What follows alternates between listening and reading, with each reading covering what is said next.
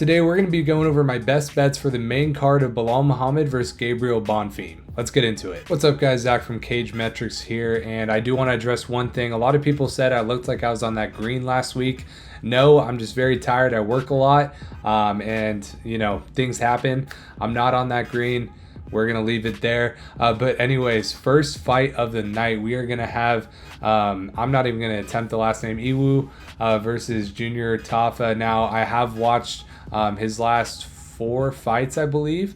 So I am very, familiar with him. I studied a lot of game tape over the week as I was trying to make my bets here. And then Junior Tafa, I do like Junior Tafa, big Aussie guy, but a couple of things sticking out here for these two guys. First off, let's go over their last 5. So 3 sub losses for Junior Tafa in the last 3. He won 2 fights by knockout. Now, on Iwu's side, and I could be saying this completely wrong. I have been watching tape, but I haven't been listening too much, obviously. But 3 wins via KO. Now, you might be thinking here, Zach, this is easy KO, win for Iwo. Personally, I'm leaning sub. Now, he has 2 subs on his record. If we take a look, he's 8-0. His first 2 wins were by sub. And the thing about Junior Tafa is he can bang. He's possibly live for a first-round knockout here, and I don't hate a first-round knockout hedge for Junior Tafa. It's the only way he wins this fight. The thing is, if Iwu decides to grapple here, this fight is going to be over shortly thereafter. The fact that Junior Tafa has 3 sub losses in his last 5 makes me want to lean Iwu here for a sub win. And on some books, you're able to get this at plus 510. So just for the fact of if this fight hits the mat, that you can get plus 500 odds at that submission, I think it's worth it. I think you can hedge yourself by either going Junior Tafa round 1 KO or just in general round 1 KO. I think that if this gets out in the first round, I think he was going to stop messing around, take it to the mat and sub him. So if you want a hedge, you can run with the round 1 KO, and I think you're going to be liking what you're seeing either way, either getting your money back or getting plus 500 for this sub. So that's the way I'm going to be rolling with it. Plus 510 is what I got. So yeah, on to the next fight. Okay, so second fight, we're going to have Bryce Mitchell versus Santiago Luna. So couple of notes here. Santiago Luna is going to be in his 3rd fight in the UFC. He won 1 by decision in February, and then at UFC Noche, he won by a KO in round 1. Now, if we take a look at the fight odds here, we're going to be looking at minus 140 for Bryce Mitchell. You can get him as low as, I believe, minus 130 on some random sportsbook. But if we're looking at a normal like FanDuel, we're looking at about minus 146 plus 120 for Santiago Luna.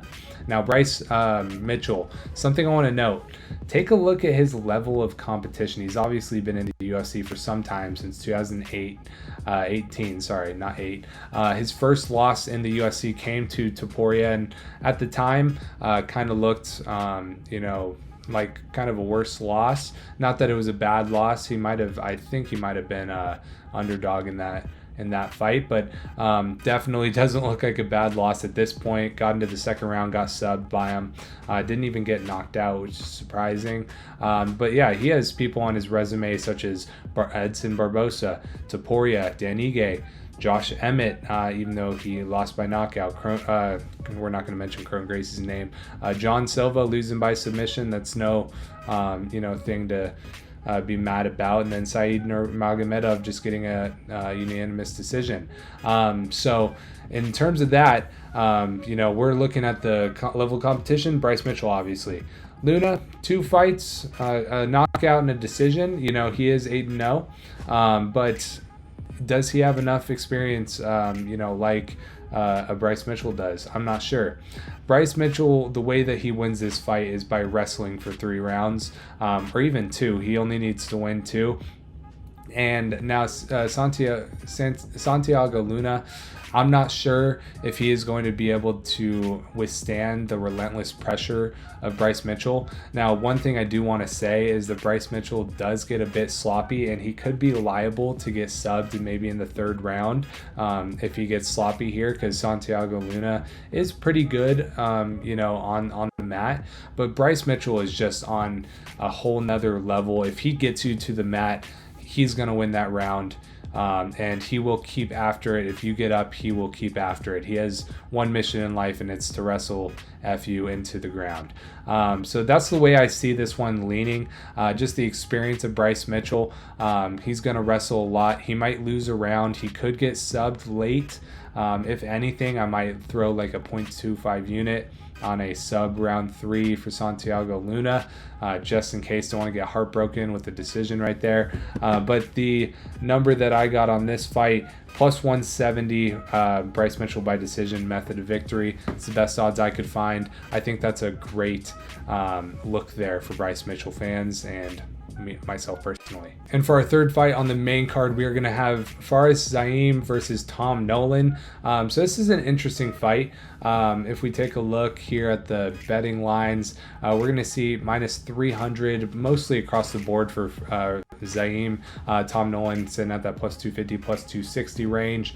And if we take a look at their records, Zaim is on a pretty good roll here, obviously. Only losing twice in the UFC, his first fight in the UFC, and then to submission to Terrence McKinney. Obviously, if you're fighting Terrence McKinney, you're either losing the first 2.5 minutes or you're winning, and he was on the wrong end of that. But some good names here. He out-grappled Mike Davis and Nazim Sadikov. A very good, showing for him. He was mostly a boring fighter to start his career, mostly just coasting to victories with volume and grappling. But now you can see here he's starting to finish a bit. Matt Frivola getting that KO, and in his last fight in December of last year, getting that KO as well. Out grappling Mike Davis is a big one for me. I wasn't sure, if his grappling was really that good until he out grappled Mike Davis, who's a very good grappler. The losses on his record, losing in 2019 means nothing to me, and Terrence McKinney, who cares? You're losing to him in the first 2.5 minutes. It could happen to anyone. Tom Nolan, on the other hand, he's fairly big for the division. He has a good amount of power. Now, if we take a look at his last 5, he's 4-1, and he came off Dana White's Contender Series, lost his first fight in the UFC, has bounced back, got a KO, 2 decisions, and a sub. No one really of note yet that I'm too excited of here, so this is kind of going to be his coming out party. Kind of the worst fight on the main card, I would say, from my perspective. But just the fact that Zaim has been kind of picking it up, getting a couple of knockouts in his last 3 fights, I think he keeps it rolling here. I think that he most likely wins a decision. I don't really see him knocking out Nolan.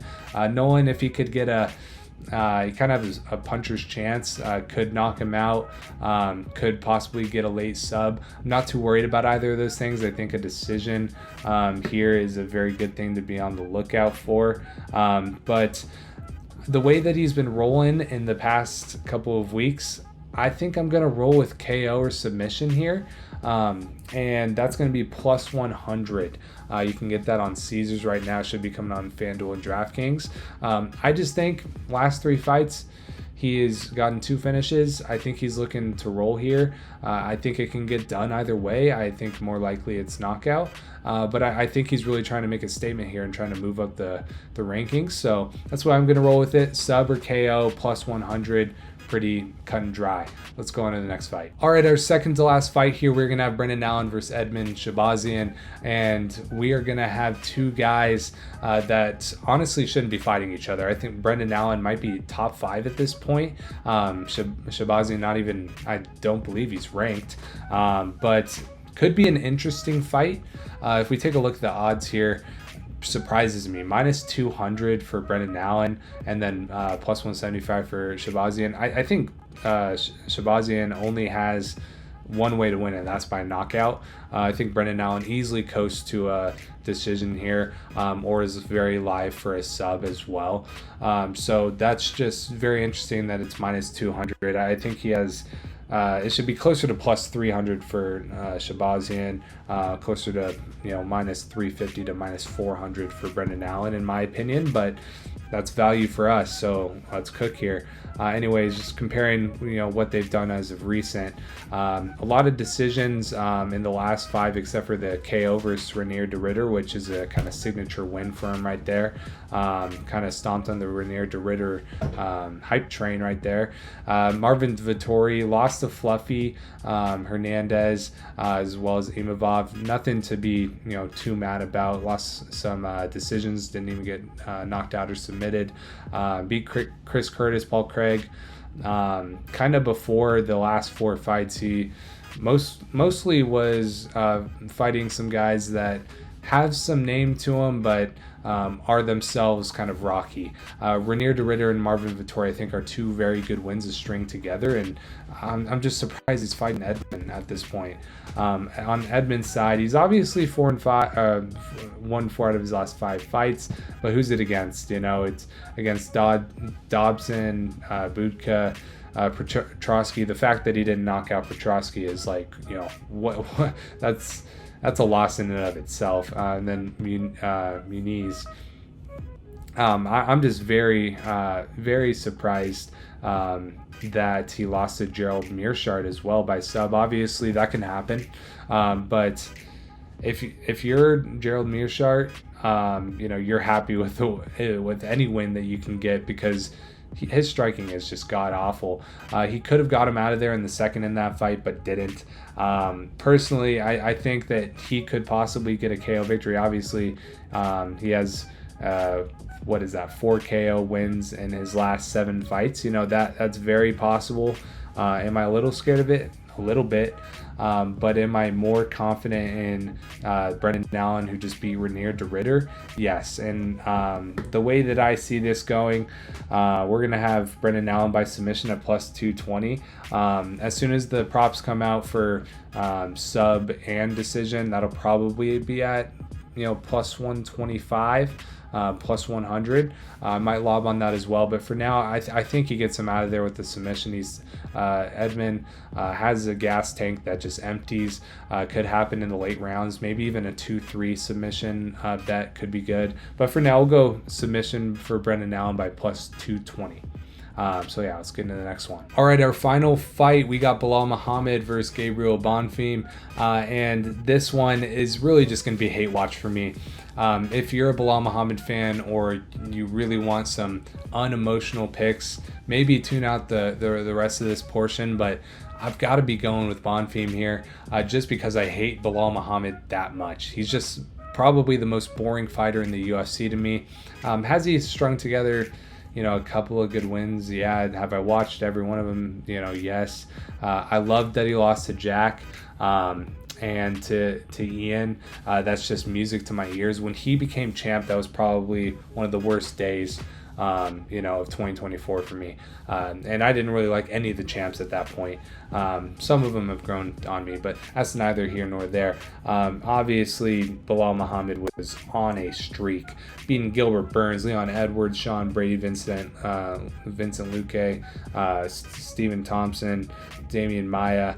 The list goes on and on. He was just on a heater, and now he's obviously on a 2-fight losing streak.